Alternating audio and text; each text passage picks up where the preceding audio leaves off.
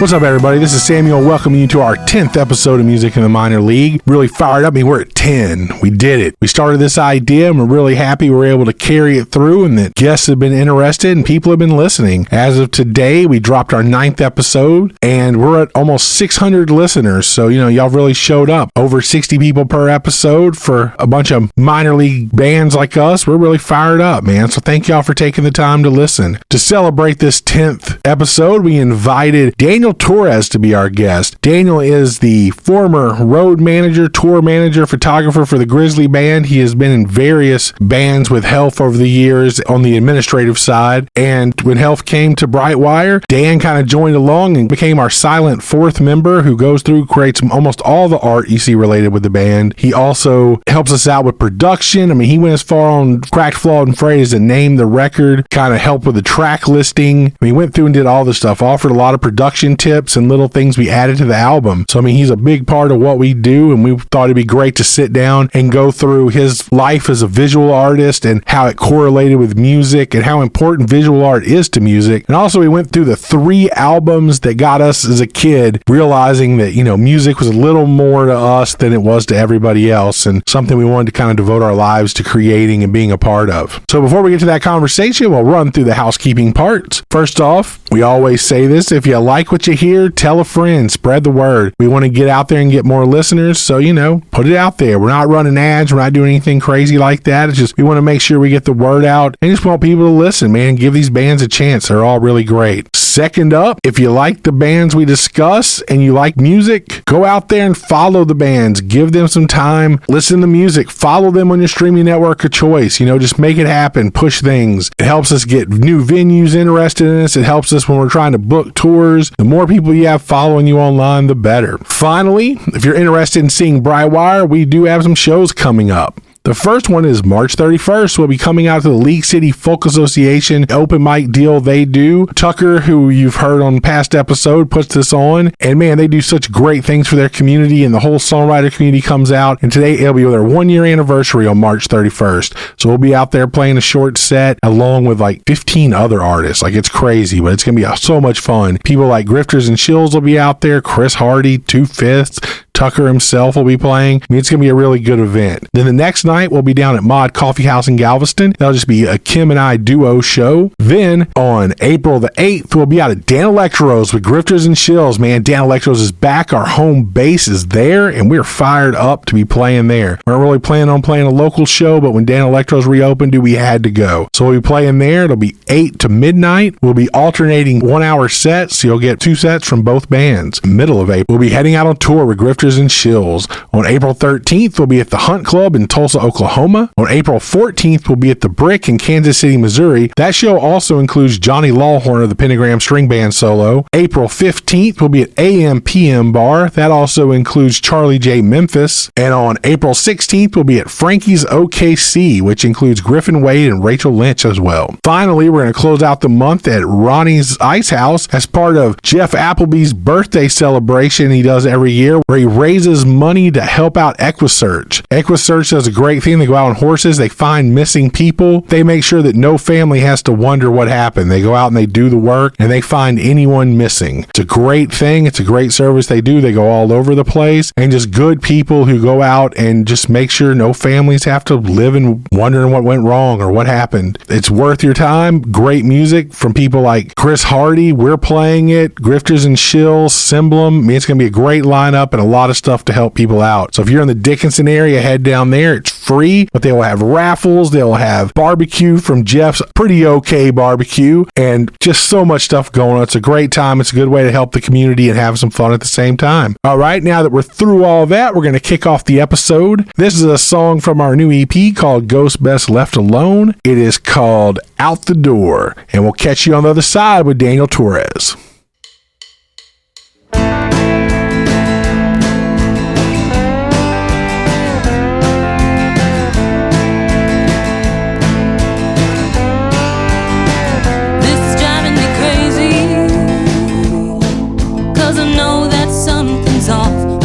With you lately, I can't put my finger on this, ain't gonna break me. This is how I live my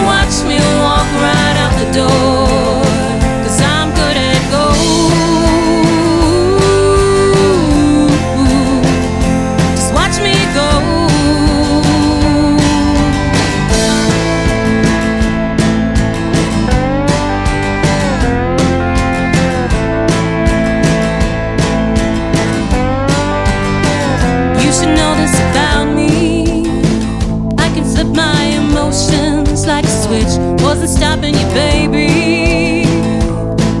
If you need to scratch that itch, don't take me the wrong way. I liked having you around, but you take me for stupid. And I'm halfway out of town. Smart girls always got a bag packed and ready. Yeah, it's better to leave than to get left. I'm just telling you now that you ain't gonna stop me, 'cause I'm only looking out for myself, like my grandma taught me. Yeah, I'll go. Ooh, just watch me go. Yeah, watch me walk right out the door, 'cause I'm good at go.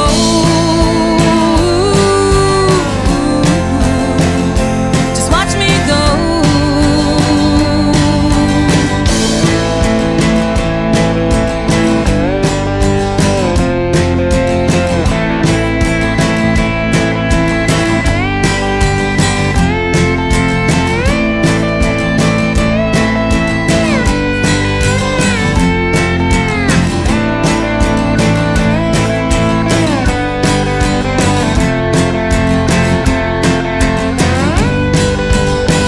Just watch me go. Watch me walk right out the door, 'cause I'm good at go. When your eyes say things I can't ignore, just watch me go. Just watch me go. Watch me go.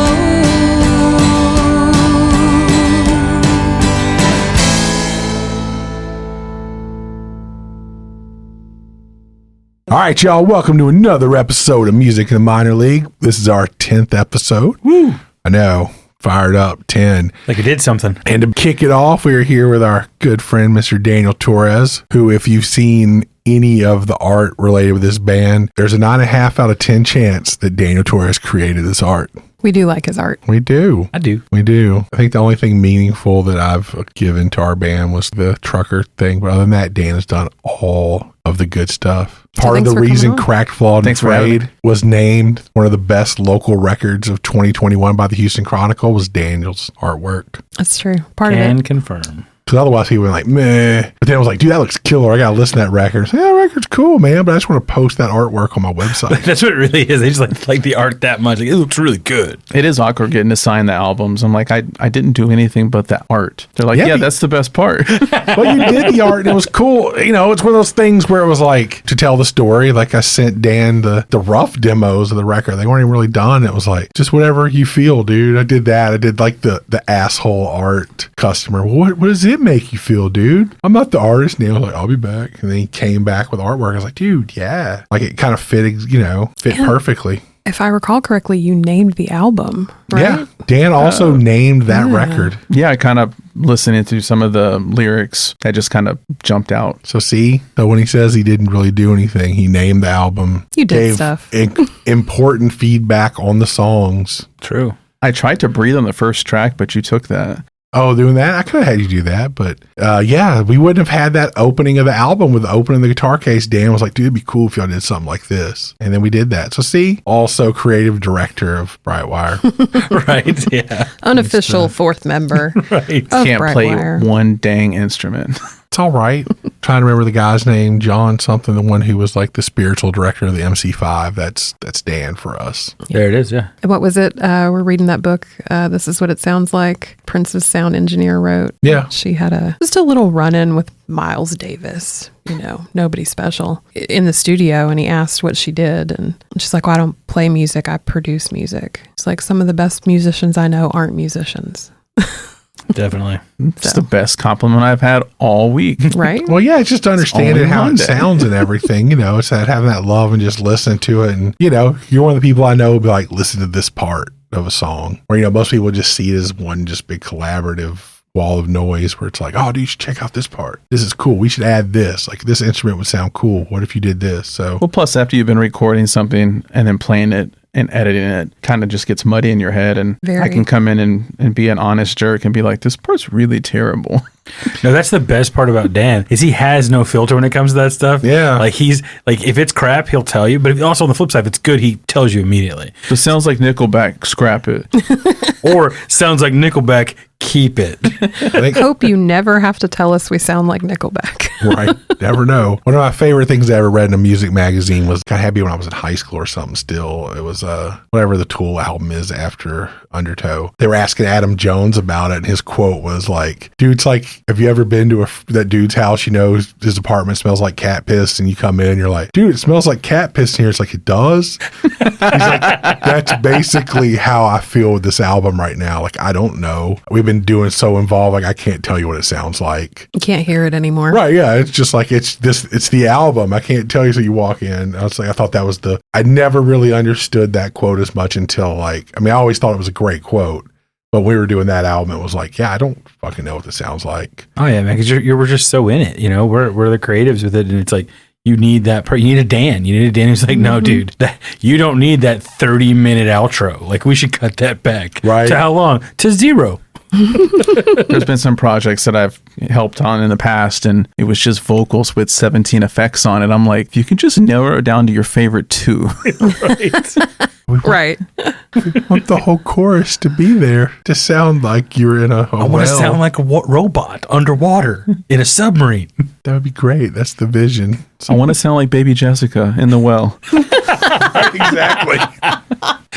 Oh man.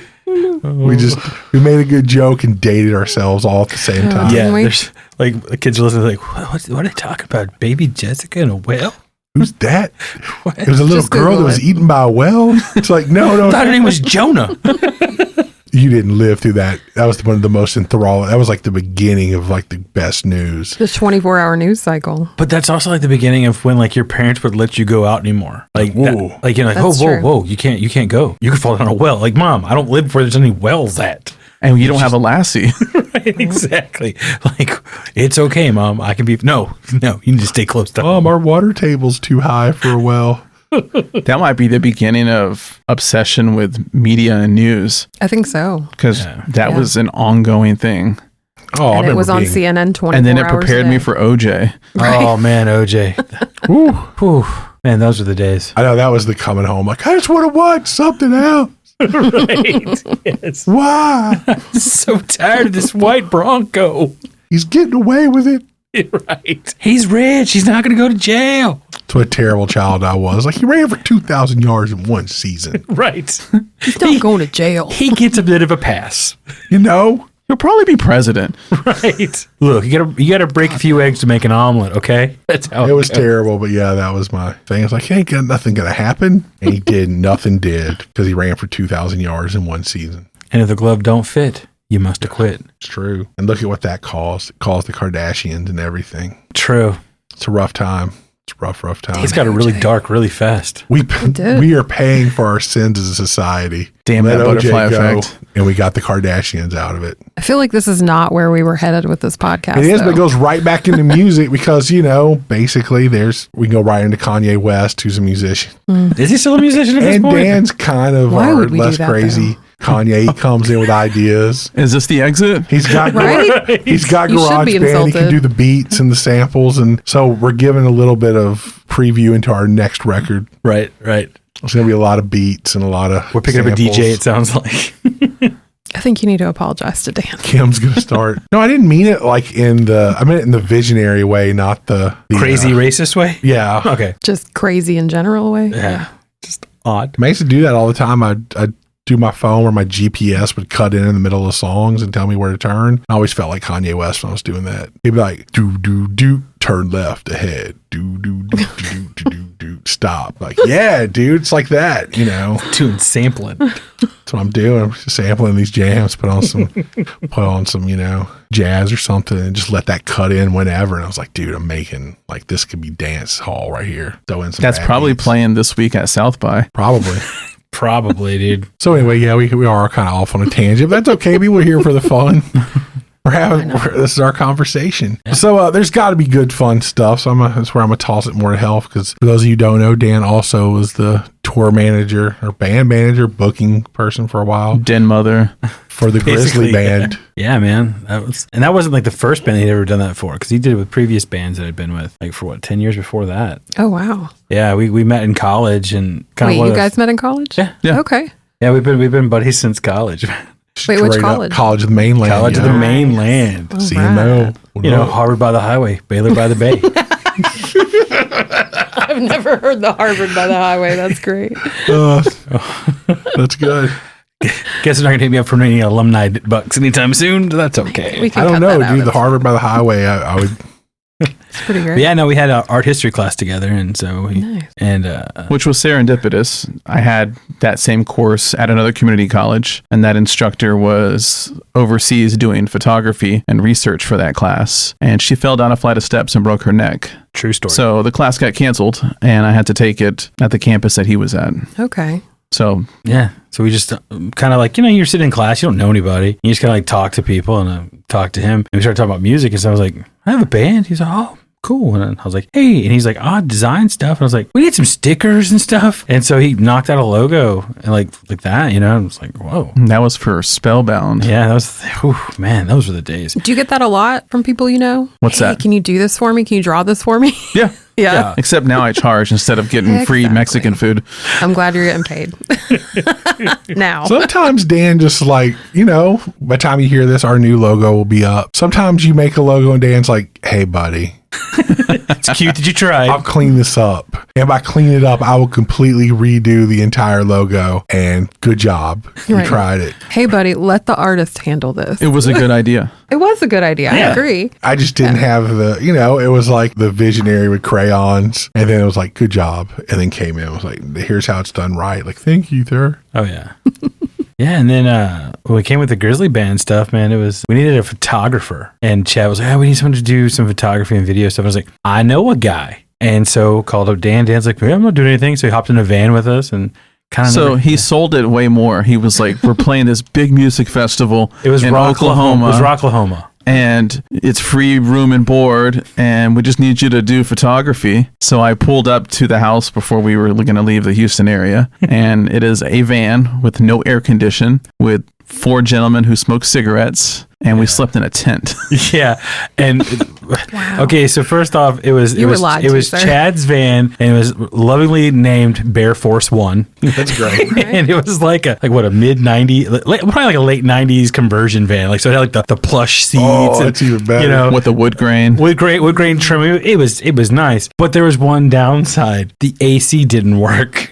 And I learned what a swamp box was. Yeah, I was going to say that's a big space to not. Yeah, so with a bunch of dude. So Dan, so Chad made a swamp cooler basically out of ice chests and some fans, and it kind of worked, but honestly, it didn't. I mean, because you're going to Oklahoma, and it's like it was Memorial Day weekend, so it's already getting hot. Yeah, it was like a lot of dude in that van. I bet. And so he did the run with us, man, and I was surprised. I was like, he's probably never going to return my calls about any of this crap ever again. He's still hung out. And then I think that's when we asked you to do the album artwork for Lost and Found. Yeah. And that was funny too, man, because Chad had a whole other vision for the artwork for Lost and Found. And Dan being Dan was like, that's cute, that's nice, but let's do something a little different. And so Dan just doing Dan stuff and came up with this great imagery, and it worked really well, and so I think that was kind of like a changing point for even like Grizzly, because like they'd already had an album or two out, but man, suddenly you had like this very like the visual kind of went with the music, but that's always something that Dan's been able to do, is like he hears the music and like you can just see the wheels start working immediately, and then the next thing you know, he's like, I have these ideas,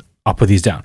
And he sends you all these ideas, and it's really just him where he's like asking for your feedback, but he's not really wanting your feedback. He's just working through his process. So you feel like you're part of it, but Dan knows where he's going with everything. It's really kind of cool. That's good to know for the future. Yeah.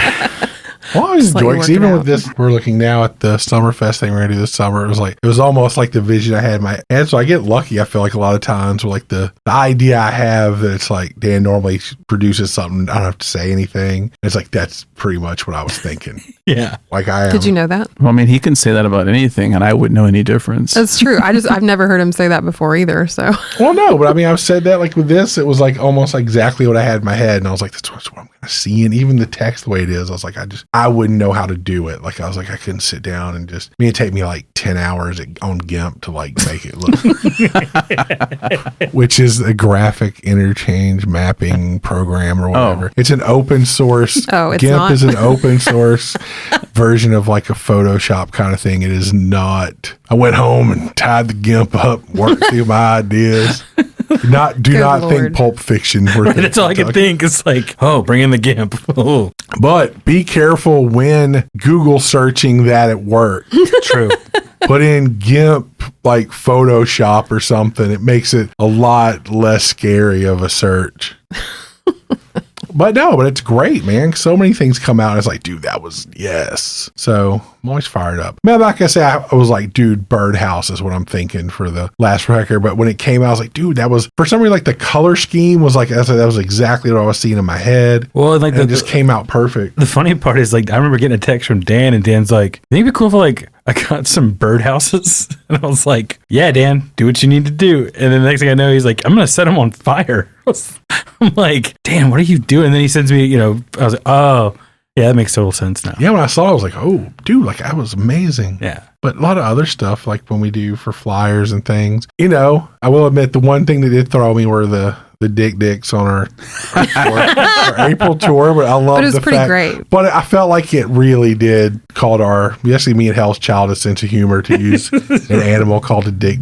And those were photographed at y'all's performance that y'all did in Bryan College Station for the TV show. Oh, wow. When we kind of ventured out to the museum, Yeah. really, Oh, those wow. were displayed. I didn't realize that. Yeah. See, So it had hidden meaning to it. See that Well, again, that's thanks. Dan. Like if you Wow. ever like watch Dan, he's constantly like taking pictures, writing like there's this constant methodical process because when he did the tour flyer for the summer tour with Grifters and Shills we did last year, Louisville Slugger Museum. Yeah, we're like, what is this? And then it was Louisville Slugger Museum. And it's like, well, if you know Sam has this weird obsession with baseball. And so it was Not kind of weird, perfect. but it is Which an I share. obsession. Yeah. Which I've been, yeah, man. One of the cool things, Dan, I got to go with him right before they opened Devil in the Deep, and we went there for One of the playoffs. Yeah, they clinched the division that day. Justin Verlander pitched. It was great. So the poster you're looking at now is a combination of a photograph that I took during a music fest in Galveston of some palm trees. Oh, and then cool. the circular pattern is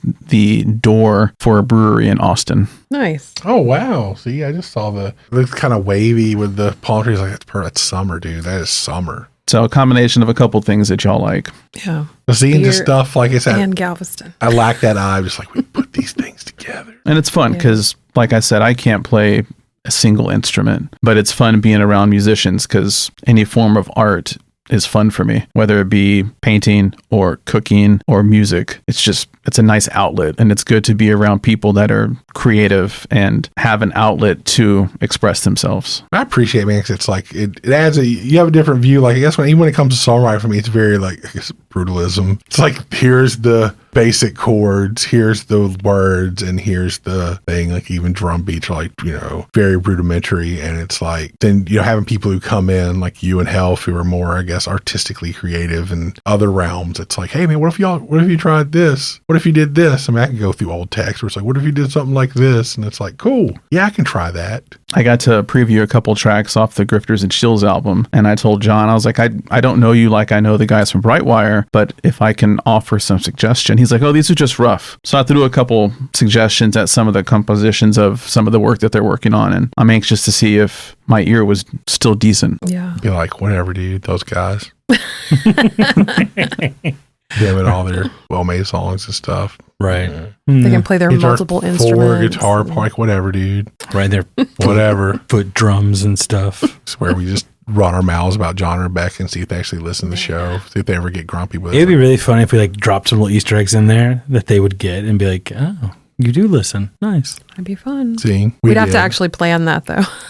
true. We I are sent him not. I got some of the rough mixes. I sent back all my hateful comments. Oh, you sent some hateful comments. I was like, what is this? This coffee house blues you're dropping on us? It's embarrassing. So I'm getting the opportunity to work on some of the artwork for their album. Oh, cool. And I don't consider myself a professional. I just consider myself someone who's creative and likes to have fun. But because I have a history rapport with them, it's like, tell me what you don't want for your album art. That way we can kind of be in the same ballpark. And they're That's like, a well, good question to start with. we don't like shiplap and we want to be the opposite of this. And they showed me a photo of a guy sitting on a porch. And I'm like, so you want the opposite of Chip and Joanna Gaines? They're like, yes. And there goes all of our followers who are big Magnolia people. Great. Their cupcakes are overrated. Are they really? So another good thing to talk about, man, you know, for a while there you were involved with Devil in the Deep Brewing, which you kind of made into like a little local music venue. Had a lot of cool bands there over the years. Yeah, you, I kind of kind took sir. some of the experiences helping out all these bands in the past, and you make a lot of good friends and a lot of good connections. And what goes better with beer than music? So it was a good time organizing and trying to pull some bands in. It was always great having you guys on the set just to kind of get that hometown vibe going. It was really fun getting to pull in some unique talent. That's and what I we was going to say. we You didn't had have an agenda for the genre of music. If it was fun, we would do it. If someone needed a space, we would do it. So we did everything from hip hop shows to one of my favorites was a band out of Japan. And it was their first show ever in the US. And it was at a brewery in Galveston, Texas. And they were called Paranoid Void. And they were a 3-piece powerhouse electro indie rock. Okay. And just to be able to host them and bring something different to the island besides the typical beachy vibes was Yeah. fun. Someone not doing Bad Fish or something like that. you normally- There was zero wagon wheel that night. Cool. That is always a win in my book. Yeah. That's if there's two songs to me that could wrap up going to a bar in Galveston, it is Wagon Wheel and Bad Fish from Sublime. Gotta play that. Yeah, that seems pretty solid. And the Cupid Shuffle. But I do remember, like, I don't remember a whole lot about the bands you booked outside of us because I don't pay attention to that. But I do remember you being really stoked on that Japanese band when you got them in. Yeah, it was just, I mean, we've had a couple bands that had friendships with other bands in the area that would hit up the island for shows, and they kind of spread that word like, hey, if you're from Japan and you're touring, hit up these guys because cool. they're super supportive and they'll get you a good audience. I remember seeing the hardcore band there. Oh yeah, I dude. remember that one's band. Was it Justin's band? Oh, Great White Fire. Yeah. Oh, they were Which fun. they just changed their name to At Least We Have Villains. Oh, cool. Okay, that's that band. Yeah, I thought that was a great band name. I was Having Great White Fire in your band name as an engine search wasn't getting them a lot of love. Yeah, probably, No. probably not. but yeah, they were killer, man. You know, Yeah. it's all like, you know, you had Days and Days there. Yeah. Yeah, that was They an had epic birthday party. Yeah, but remember that was a situation where they had to play truly acoustic Yeah. because they didn't have Enough input. inputs. They didn't have enough DIs. But that was great, man. I mean, we were there. Yeah, had Jesse standing on top of a table singing his heart out. That was our dogs for when we got Winston. That was his first public outing. Yeah. And he was there with all the other like crust punk kid dogs and stuff. It was great. He got to socialize. Got some street cred that night. I know he is, dude. Sometimes we put a bandana on him and he's just like, what up? I can rock this look. But yeah, that was just another great outlet for me to support and embrace some good people with some good music. Yeah, everyone who came through there was cool, man. Like I said, it goes, I know I made the dog joke, but dude, like that Days and Days thing was cool because everyone kind of shut up and like let them do it. And it was just a cool moment. Then you always had the illegal noodle. Oh my gosh. Yes. Yeah, food pop-ups, which he is an artist in his own right. Yes. It's true. Him and his knives and his skills are top notch. He's been doing his thing for 6 years now. So if you get a chance and you see Illegal Noodle doing pop-ups in the Galveston, Houston area, definitely worth checking out. So good. Dude, he makes me want to eat vegetables. Like that's like the biggest compliment too. Because if you know me, you're like, I hate vegetables, but like he could put anything. I don't even care. And I'm like, I'm gonna try it. Like I don't care. I'm gonna try it. It's true, man. So much of it was good. It was always like, hey, Dan, we like hoping a band would hit us up wanting to come through and play. Like, yeah, we're going to do a food pop-up, right? Right. We'll do this show if Illegal Noodle's there. You don't have to our pay writer. us. We'll pay our way. Like, we got this. if we make enough to cover food, we're good. Exactly. Good food.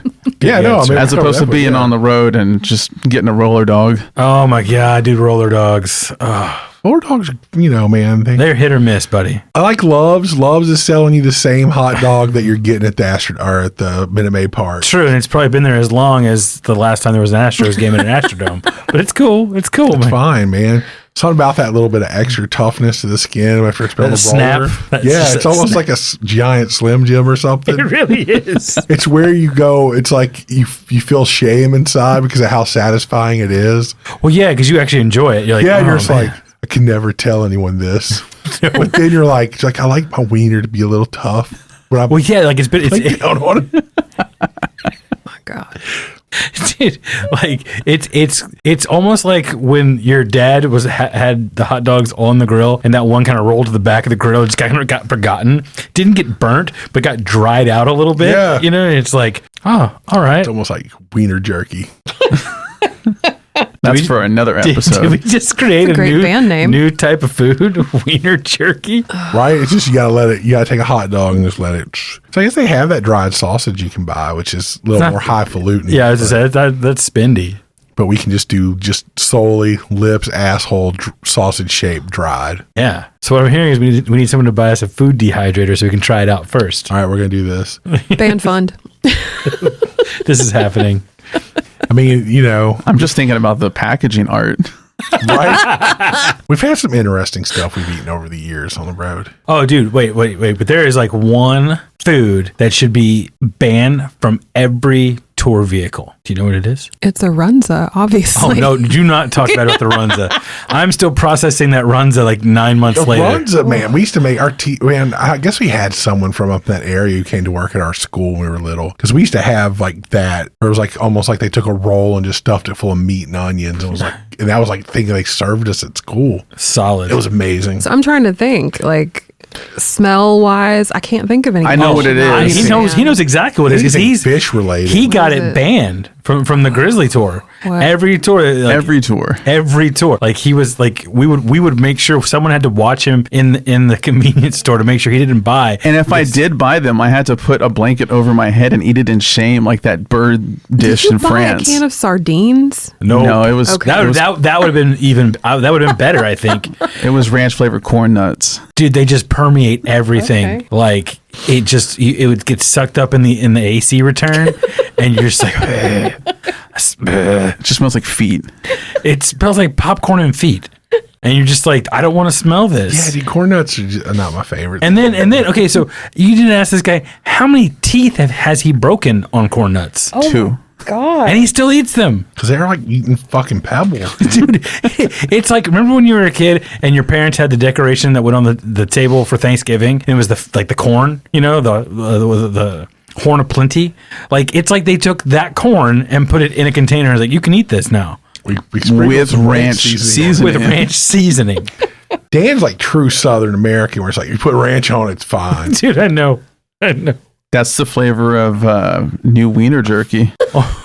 Corn nut, creamy ranch, wiener jerky ranch. With just ranch injected in the center of it. to rehydrate it. Oh, like a combo. It's like a combo. That's what I'm saying. It's like a meat Twinkie. Someone's on going to to do this and we're going to be sad and happy. We're currently searching for investors. Right. It's a startup, people. It's a startup. You know, Shark Tank with this. I'm telling you. But yeah, dude, like being on the road, and Dan can attest to this, like you get to the point where you just miss like something fresh that didn't come from like the weird, sketchy, like freezer refrigerator section at a convenience store. Or a bodega that you're getting kicked out of. Because you used the bathroom without asking for permission. I know. I learned that lesson the hard way. Oh, wow. I already used it, bro. Too late. Right. That was in Trenton, New Jersey, of all places. I mean, one of the perks of getting to travel with your best friend and play music is all the stories that we try to forget and each other remind. Oh my God, dude. Oh my God. Yeah. We've definitely had some experiences, but I mean, sleeping in a van in August in Trenton, New Jersey, because we didn't want to die in the sketchy punk rock squatter house. That was a highlight. Yeah. And then realizing that, those big windows in the front of a van, like you could see all the way in the van. And so I'm like trying to find like a sheet to put over it so it's not so creepy. Yeah. We're just staring. Right? Look at that dude sleeping. No, right? His ball fell out. It's like crackhead velociraptors Click. peeking through the windows. Oh, it was so bad. Good times. There were some good, dude, you can stay with us people in the world where you're like, oh man, is your carpet sticky? How does that happen? Well, that's like back in speaking of sticky That's carpets, love lemonade. Like, so, speaking of sticky carpets, back in the day when you used to have to flyer for shows, Dan and I would usually get stuck doing that. And so we'd always go like to the venue you're going to do it at. And then you're like, well, where else can we go? And Dan'd be like, hey, let's go to the adult theater and drop them off there. Fans is fans. Fans are fans. And I'll never forget, we went to this one on 45 between 610 South and downtown. And Was it BJ's? I don't know what it was. I don't know. Right by it was right by U of H. We used to always go to Micro Cash next door. I think it's right. Yeah, that's it. That's the one. And so I'll never forget we're there, and I'm like, this is kind of uncomfortable, but whatever. It is what it is. But then I remember looking at the door that led into the theater, and I remember there was a handwritten sign that said, "You must leave with the date you came with." And I was just like, where are we at? Like, what is this? So yeah, we always ended up some sketchy places. I hope our moms aren't listening to this. Oh, my mom listens to every episode. Oh. So Linda's already like more embarrassed every time an episode comes out. But your flyer in there, you weren't like, Yeah. damn man, you went to the theater real quick. Dropping flyers. Ooh, this is it's a double feature. Did you say drop my fly? Okay. We were dropping flyers. But Dan for his birthday one year, I'm gonna tell the story. Wanted to go to, it's like the Angelica Theater downtown. Yeah. Okay. And it's always the art movies The and all that fancy stuff. one, yeah. Yeah. And so Dan's like, let's go watch this movie. And I was like, yeah, whatever. It was a John Holmes movie. Nice. Candy striped nurses in 3D. And so the whole time we're watching this movie, and you're like, oh yeah, there he is. No, there he is. Because it's like, I don't know what this dude looks like, because everyone's in the 70s. They're just really furry, you know. And then all of a sudden there's a scene where he shows up, like, oh, there he is. He drops dong. Yeah, dude. Yeah, it's John Holmes. Yeah. But I think it was like towards the end of his career, so it was like the point where like he was all drugged out and stuff, and so.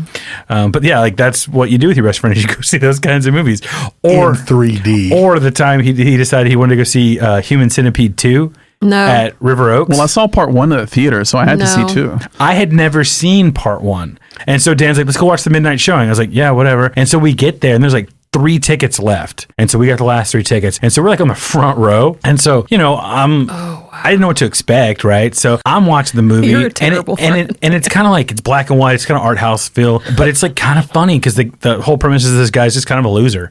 He lives with his mom, and all this stuff. And like the whole time, everyone it's kind of like jovial. Like we're all kind of laughing and giggling. And then like the last 20 minutes, like it got really real. And like I started like getting like cold sweats, like, oh God, I'm gonna throw up. And like there were some scenes and like the theater got quiet. And I'm just like, I'm not gonna make it. Like literally, like I was uncomfortable. And we get done, and Dan's like, y'all hungry?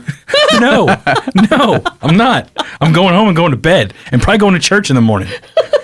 I feel dirty. Oh, it was so bad.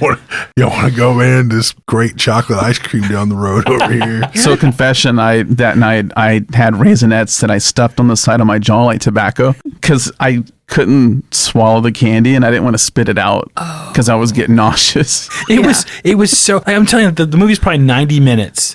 And like the first, 60 minutes of it, it's kind of funny and you're kind of laughing. And you're like, oh, this is so extreme. And then the last 20, 30 minutes, it goes down a dark path. And you kind of felt it building up to that the entire time. But when it got there, you're like, oh God, I wasn't ready for this. Yeah. Like there, and if you haven't seen it, I say watch it because you need to understand. No one needs to see that. It's really not necessary. Oh man, yeah, it's good times. The things I do for my best friend. I was going to say, you're a terrible friend, Dan. You didn't warn him about that. Terribly awesome. Right, exactly.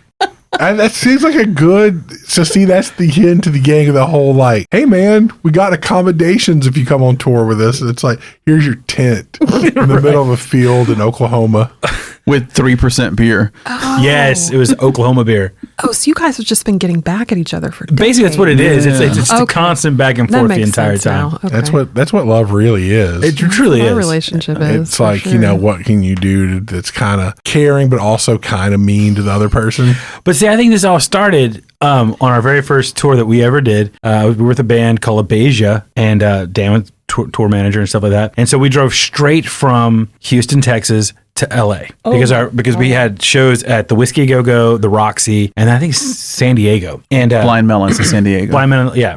And so we drove straight. It's a 26-hour truck. And we had the van. I bought a trailer. First time ever pulling a trailer, and so the first time I had to back it up was in LA, which is almost impossible. Oh my God. But I'll never forget, we drove straight, right? Never stopped. Get into LA probably 2:00 in the morning. And I look over at Dan, who's riding shotgun. I'm like, hey man, so where's our hotel? Where'd you get it booked at? He goes, I didn't book a hotel. I was like, what do you mean? He goes, well, I figured we see like a Howard Johnson or a Motel 6 or Drury Inn, Holiday Inn or something. They got good biscuits. And I was like, Dan, I haven't seen one of those in like an hour. Like we're in LA, like downtown. Like there's not a place like that. It's about 10:30, 11 o'clock at night. No. It was like 1:30, 2:00 in the morning. No, we got into town at that time, but we looked for 2 hours. We did look for 2 hours. We did. And if you know anything about LA, like there's hotels, but most of them don't have parking for a van and a trailer. Yeah. I'm sitting here thinking like, great, I'm tired. I've been driving for 8 hours. I'm ready to be done. And finally Dan sees this motel on the corner of Hollywood and La Brea. And he's like, I'm going to go check it out. And he runs inside and he comes out. He's like, dude, it's an L-shaped parking lot. You can pull in on this side and go out the other side. It's perfect. And so we ended up staying there and it was great. And he totally redeemed himself. But that's how it is. Dan is probably the closest thing to a cat I've ever met because you're like, he's going to fail. It's going to, and he pulls it out. Always lands on his feet. Every time, dude. And then the stories from that trip, I'll have to save for later. Oh my God. That'll be for the 20th episode. Yes. That'll be for my book. Oh which, Mom, I apologize in advance. Right. So, all right, we're going to roll it into our final segment. I read this book called, what is it? This is What It Sounds Like. This is what it sounds like. And it was a great book. It was talking about record pools and things like that. Kim's currently reading it. And even though Dan and Health have yet to read it, I was just like, here's what we're going to do. Does it have pictures? So it's a special kind of, yeah, there are some pictures in there. So it was written by, I cannot remember her name. I feel terrible. But she was the producer on Purple Rain and she became like the house recording engineer for Prince. So I guess she was a recording engineer for it. Yeah. And then, she did all these amazing records as a producer and then got bored and went into Oh, I have not gotten that far. Neuroscience. So she had a degree on Neuropsychology? what music does via neuroscience and everything. Was it Susan Rogers? Yeah, Susan Rogers. Thank you. Yeah, she's an American professor and sound engineer. Yeah, so she does that. And now she teaches at a university. So, she's overachiever. But anyway, point being. But she talks really early on in the book about her favorite thing. She's not a musician, but her favorite thing about music is going to record pulls, which I'd never heard it called that before. But a bunch of people get together and play their favorite records for each other. Oh, yeah, I do that with Spotify. Yeah, with songs and stuff. Yeah, people do that now. Yeah. So our idea was this, because, to give a little insight into our band. And like we say, Dan is the fourth member of our band as our soul. And so we were going to do a record pool. And this is what we're going to do. We're going to discuss only the records right now that got us into music. Like those ones that, when you saw that first person when you were little and you're like, oh, that's what I'm into or whatever. These are the ones where you heard that song and you're like, I love music. I love music more than, my G.I. Joes or anything at this point. I'd rather buy a record. Mm-hmm. So in that thing, we each picked out 3 songs/albums. So it could be a single that you got that you just listen to over and over. It could be an entire record or just the A side of that record, but we'll keep it somewhat brief. But give a minute or so, I guess. And the question is, do we want to each do one and then kind of come back around, or do we want to do all 3 at once? Let's do one at a time. I think that's cool. All right. So who wants to go first? I can go first. Okay. Kim goes first. I would say probably my first introduction to music and realizing this is going to be so embarrassing because I'm older than all of you guys. I am 49, but my mom had a record player. And of course, when you're little, all you get exposed to is what your parents have. And Leslie Gore was my mom's favorite singer. And I never even heard It's My Party until I was a teenager. My mom loved that stupid song, Judy's Turn to Cry. Oh, it's a great song. And when I realized it was part of a song series, I got really excited and wanted to hear everything else. But I remember that 50s, 60s pop being really present in our house quite a bit. Yeah, my mom was the same way. Anytime we were in the car, it was oldies. The oldies station. And I remember thinking to myself when I got older, I was like, Mom, that wasn't your music from when you were a kid. You were a kid in the 60s.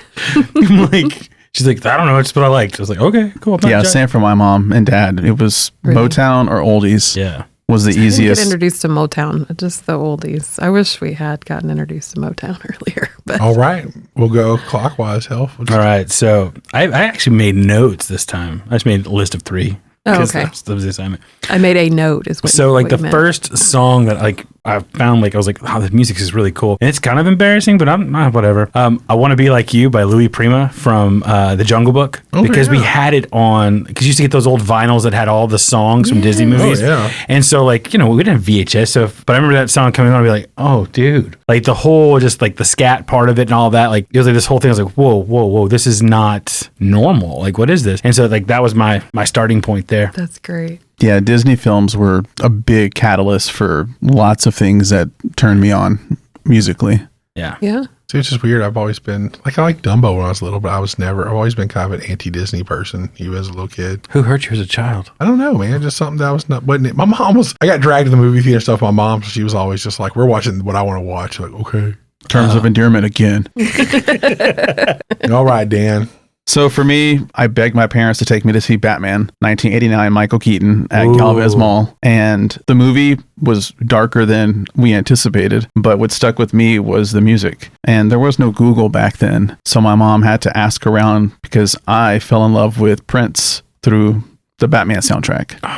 So Lemon Crush was probably the first song that I was kind of obsessed over. And then I realized that this guy named Prince was responsible for a bunch of other songs that I didn't know I liked. Right on, man. I'm glad you covered that one because now that was like my 4th. Okay, Because good. that was a big record for me but it was also a little later, man. That whole soundtrack. Yeah, man. we got the VHS and I never watched it. I would just play it so I could listen to it. Like, I loved that movie. Like, I was a huge comic book nerd, even from a little kid. Even as a non-comic book person, that movie was great. But my brother got me that, like, from one of the BMG or something, where you got, like, From Columbia House. 12 cents. Mr. like Ralph Peterson at this P.O. box, making up names and stuff. And so one year he ordered all his cool records. He's like, I know you like Batman. So he's like, here. And dude, I was like dancing around, doing all the songs, had all the thing. That was a huge record. But that was your number 4. So What's your Yeah. So my number one thing was the first song album, but really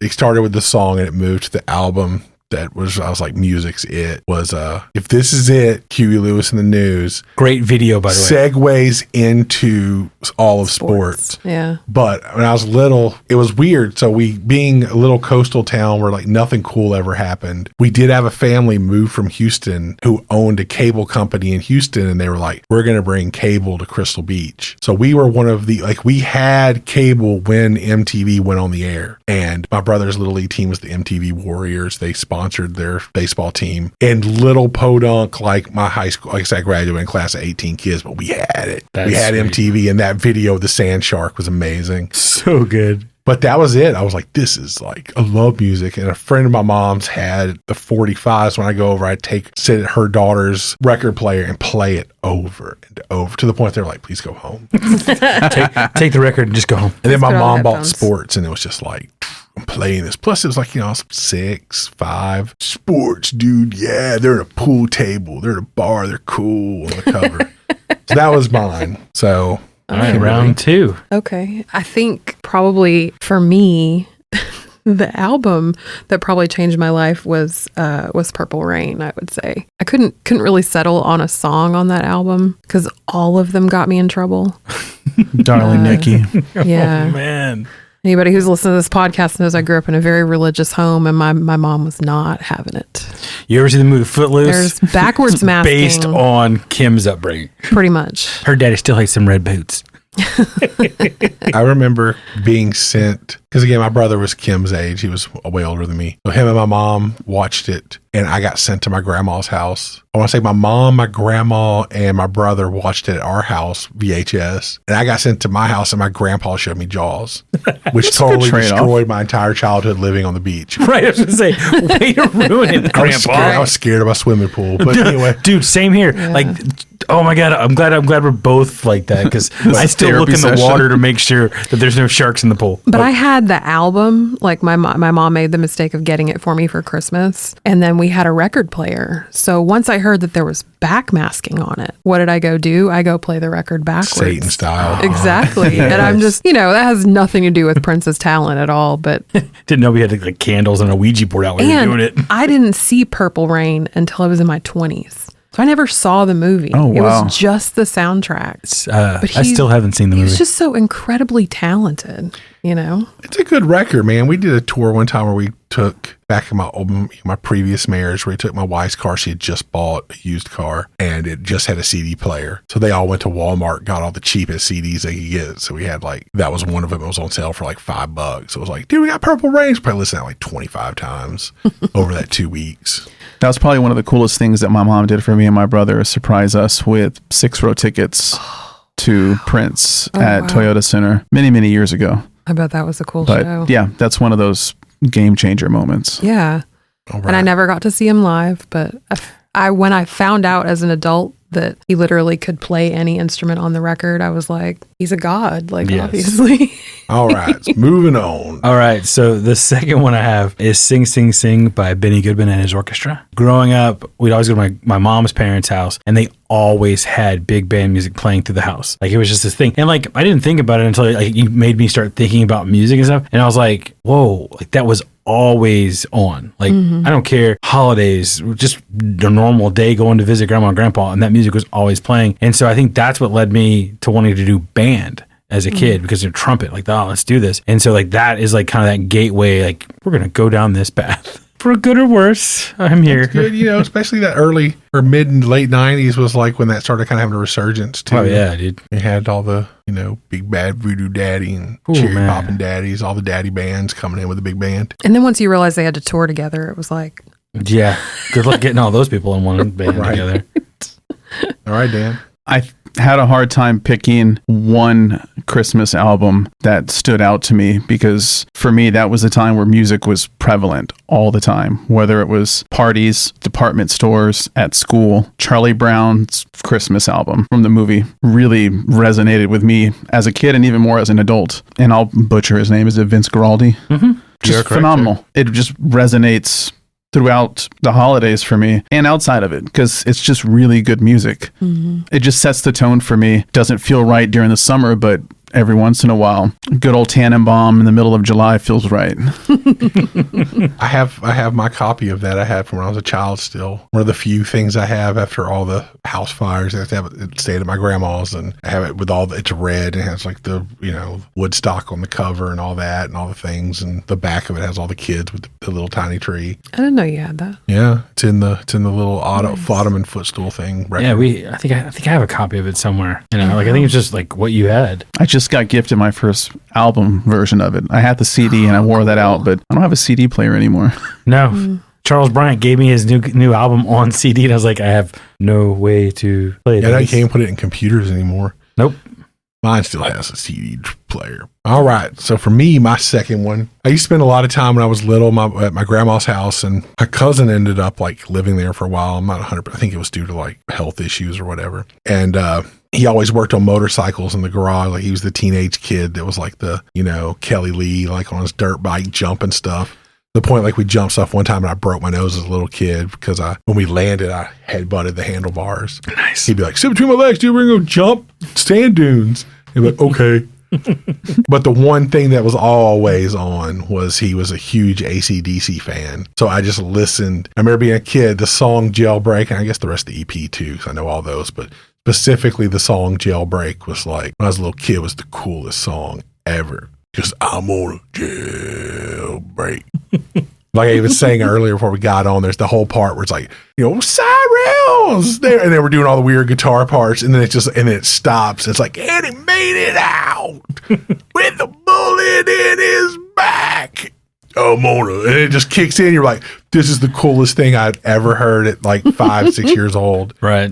This just blew my mind, and I I'm working on a motorcycle in my cut. Like I'm a man now, and this is what rock and roll is. Drinking my ecto cooler. Right? I'm the baddest, fixing to go up and grab me a snack pack and a Capri Sun and just live that badass life. With my candy cigarettes. Right? I had my candy strikes when I was a kid. Oh my God, dude. Yes. All right. Round 3. Finish him. All right. My third one is also an album. And this person is just so incredibly unique. And I think that's what first attracted me to her music. She has a voice, and anybody who knows me knows I have a thing for voices. Like if your voice sounds like no one else's, I'm going to listen to you a lot. And Cyndi Lauper. Oh, man. She's just my favorite. Yeah. And she's so unusual. That whole album, instruments that I'd never even heard before, the way that she voices things and her range. Well, and so many people copied her. Yeah. Like after she came out, like you had all these female singers come out of the woodwork. She was like, you're totally ripping off Cyndi Lauper. Yeah. And I'm glad you mentioned it because that was going to be my number 4 or 5. Oh, was it? Okay. Was the Goonies soundtrack. Oh, great. Because Oh, my she God. is that Oh, yeah. soundtrack. Like she is without her, there is no Goonies. Well, and now Data has an Oscar. Hello. Short rounds. I'm telling you, dude. And it's just, she was big too because, you had Captain Lou was with her, man. So all the wrestling kids were suddenly like, Cyndi Lauper was still cool. She played it right. She looked kind of punk rock, but She she was did. poppy. right. She was very, and she was talked very punk rock. I thought, Yeah. I was like, she doesn't sound like Heavy anybody. New York accent. So. Yeah, and dude. still sounds like that. Is hilarious to hear her talk. Yeah, I've seen her live a couple times. See, I've never gotten to see her live. Me neither. So I've seen her on YouTube. and I saw her open for Cher back in Yeah. my music press days. Nice. She wouldn't let us take pictures of her because she had fallen off the stage a few nights before and broke her leg, so she didn't want to have pictures and crutches. Oh. So we just had to watch and just enjoy the show. And, Oh, darn the luck. and your jobs as a concert photographer, you're like, come on, dude. But yeah, I Bro. probably wore that cassette out, I think. It's a good record, man. My mom used to play the hell out of that. Yep, that's my 3. All right. All right. My third one. All right. So again, keeping with memories from going to grandparents' house. When I go to my grandparents in Galveston, my dad's parents, this song, I remember from a very young age, just being played just randomly. And it would always, it's by Doug Kershaw and it's the song Don't Mess With My Toot Toot. Oh, Dude, Toot Toot. dude, it's, I don't know what it is, but that song, my granny and pop, that would be blaring through the house. And so I had I didn't know what Cajun music was. I just knew I liked the sound of that. And so, yeah, when we're, again, thinking about music and, kind of that foundation stuff, that totally was one of the cornerstones of my, I love this. Okay, I can, heck yeah, music. Let's do this. So, Right. yeah, man, the song would end and I told my granny to restart it. I'm sure their neighbors hated that song whenever I was in town. But Is that what inspired your tattoo? I don't have a tattoo, Daniel. Oh.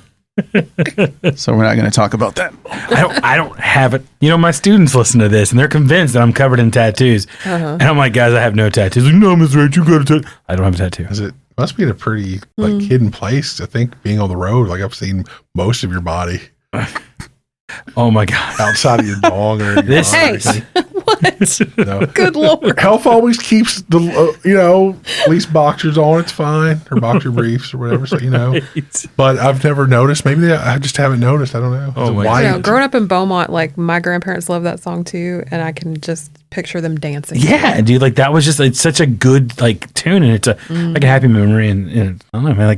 So when I was that's why my list is very much the nucleus of my. But that's family. kind of the point we want. Yeah. When you're young, and he's like, this is where I was music got me fired up. But it's so weird because my mom was the only one out of my two parents that played an instrument. She played clarinet in band. But aside from that, there wasn't much no one was playing music. There was no active musicians in my household. No, so. music just hit your brain and clicked. Yeah. I mean, something similar to that. My aunt used to have a tape player where you put both decks and it would play through both tapes and repeat. And I remember it's kind of along that line. She'd always play the George Strait album that had Oceanfront Property right up against the Randy Travis Picking Up Bones. Oh, man. So, I mean, those were just burning in my being. Brisket jams. Man, I'm telling you. And then we'd play cards. But anyway, that's not my choice. Just a quick, I understand the toot toot because that was in there too.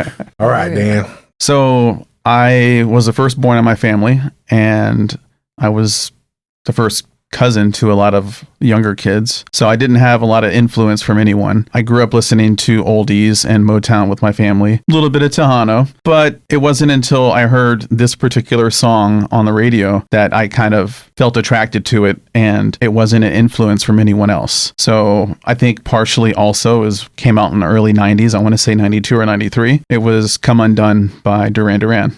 Ooh. Oh, wow. It just hit me. And now that I think about it, I think that's when I was hormonally changing. So I was trying to be independent, and it just had that haunting sound that just kind of stood out from all the noise that was on the radio. But yeah, I can still put it on now and remember what music should make you feel. Yeah. He's got one of those voices that cuts through everything. Yeah. He's just, if you hear a Duran Duran song on the radio, it's like, that's Duran Duran. Yeah. Every time. And then when you go back and listen to their older stuff, I mean, you can see the maturity, and that particular song for me is just kind of pivotal for me figuring out who I am as opposed to being my parents' kids. I'm like, hi, I'm Daniel. I think I know what I like now. Yeah. How old were you? 11 or 12. Okay. Yeah. All right. That's cool. Bring it home, Samson. So for my final album, this was a tape I just accidentally got because of my brother. So my brother was a little older than me. He's 5 years older than me. So he decided he was going to start surfing at about 11. I remember my mom got him a surfboard, but then it got colder in the winter. Tim and his buddy Thomas they were skateboarding. So then one thing they would do is they go to Surf Spec, who also sold music, and they would buy cassettes of whatever bands were on their skate and surf videos. Well, one of these, I think it was a dub even, but it was on like a blue cassette, so it was odd colored. And it was the Circle Jerks Group Sex album. And I mean, I was 7. I realized yesterday I was 7 because I was in second grade. It was second grade because Miss Armour caught me with it, and like I was in trouble. But it had the song Whirled Up My Ass on it, which at 7 years old was the funniest thing I'd ever heard. So I took it very literal. I didn't really understand that the song was actually about just being overwhelmed by how the world was just making you feel like it was, I was like, oh, he's got to whirl his butt. It was great. So, and I didn't know really what sex was, but I knew it was edgy. But for me, man, I mean, I listened to that tape, and even when my mom got it back from my teacher, she'd just do not bring this in your Walkman to school ever again.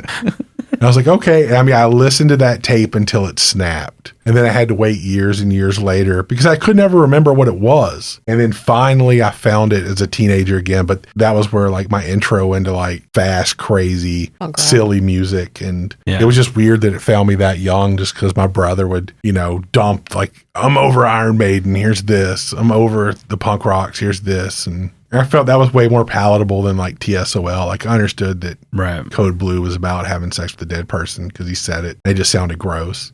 But having the world up your ass, like, dude, yes. Sounded funny. And Beverly Hills people sounded like they sucked. And, I was like, yeah, this is great. And that was, when I was a kid, that was like my big final. You connected to the lyrics. Yeah, because they were funny. And, when you're 7 or 8, you're like, dude, it's great. It's potty humor, man. Yeah. I mean, there was a man talking about putting the world in his ass. In his rectum. That was, the visual was it's like how the band Jimmy Eat World got their name. You ever heard about that story? Mm-mm. So one of the guys had a little brother, and it was basically made an image. He goes, "Jim's so fat he could eat the world." Oh. And so it was like this fat, like he swallowed the world. He's just round from Oh my it. gosh! And you're like, "Yep, that makes sense." It's an older brother thing. It is. Cool band name. Yeah, that Duran Duran was the first CD I remember buying with my own money. So Nice. I think that also hit hard. Was that your first? No, you didn't buy that when your brother gave it No, to that you. was cassette. Yeah, none of these they were all these. I'm still vinyl cassettes. I can go into my first CDs next time on episode 20. Yeah, I just remember my first cassette was one I found on the street. Oh wow! Someone threw it out of their car, and it wasn't until like later on that I realized why they threw it out of their car. It was "Blame It on the Rain" by Milli Vanilli, and I think it was like that was the day that came out that they had lip synced everything, and this person just threw it out of their car. Like, I don't care. This is still the jam. So I picked it up and put it in my cassette player. Like, oh, this is good. So Well, all right, everybody, man. Thanks for listening. This is our 10th episode. Like I say, we'll do our best on the 20th to bring Dan back, and we will venture through more stories of Inspiration. tour manager past, and we'll go through records that kind of hit us in our teen years, like the stuff like that, like the formative years, what made us start, really getting into it. But thank y'all for listening, man. We'll see y'all next time. Bye. Bye-bye. Cheers. Bye. All right. Thank y'all for listening to this 10th episode of Music in the Minor League. If you like what you heard, please share the podcast with a friend. Again, that is the best way for us to find new listeners and get the word out on all these wonderful bands and artists that we include on the podcast, man. If you enjoyed the bands featured or discussed as we went through our record list, go out and give those albums a listen, man. It's good stuff. None of it was that obscure, but again, man, music's music. Enjoy it and find what you love and give it a chance. Now we're going to leave you with a song from Cracked, Flawed, and Frayed, one of the ones that gave Dan the idea for the title. This one's called Cracked Edges. We hope y'all go out there and have a wonderful week. Thank y'all for listening, and we'll be back with a new episode soon. Talk to you later. Bye-bye.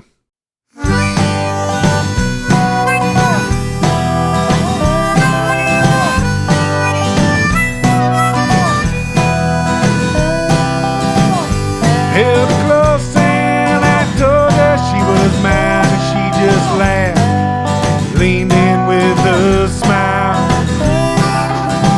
You know I don't belong to anyone, boy, but I think I could be happy here a while. Yeah, I know we're both broken, but we're still away from falling apart. maybe matching up our cracked edges to be the Best place to start. Yeah, I think it'd be the best place to start.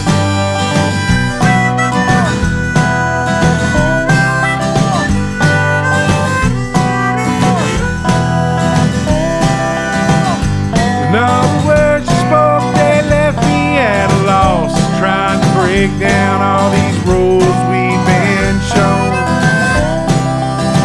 Well, I think this life's about finding where we belong, 'cause love is something we share, not something that we own. Yeah, I think we're all broken, but we're still ways from falling apart.